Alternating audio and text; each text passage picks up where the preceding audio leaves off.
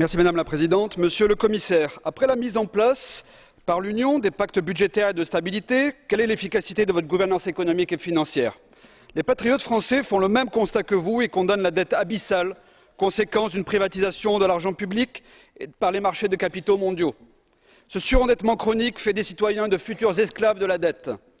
Demain, nos créanciers étrangers exigeront de nous encore plus d'austérité sociale, de privatisation, moins de services publics, moins de souveraineté, au détriment de la demande intérieure. Voyez la tragédie économique et sociale que vous avez causée en Grèce et à Chypre avec vos réformes structurelles. Oui, chaque État membre, pour rester libre, doit effectivement réduire ses déficits et sa dette publique, mais les efforts économiques doivent porter sur les mauvaises dépenses. Le coût exorbitant de l'immigration de masse, le coût du sauvetage permanent de l'euro, 17 milliards d'euros par an depuis 4 ans en France, le coût de la fraude sociale, etc., etc.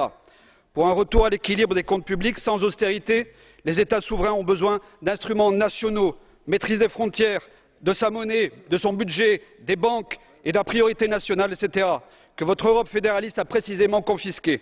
C'est en abandonnant votre monde imaginaire et grâce à notre modèle économique patriote que l'Europe des nations retrouvera des finances publiques saines, de l'emploi et de la croissance économique. Le Royaume-Uni n'a nul besoin des six and two packs pour avoir un niveau d'endettement inférieur à la France et surtout avec une croissance économique supérieure à 3% cette année.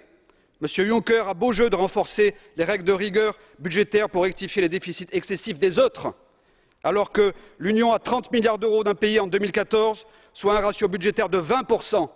Demandez à M. Arthuis ce qu'il en pense.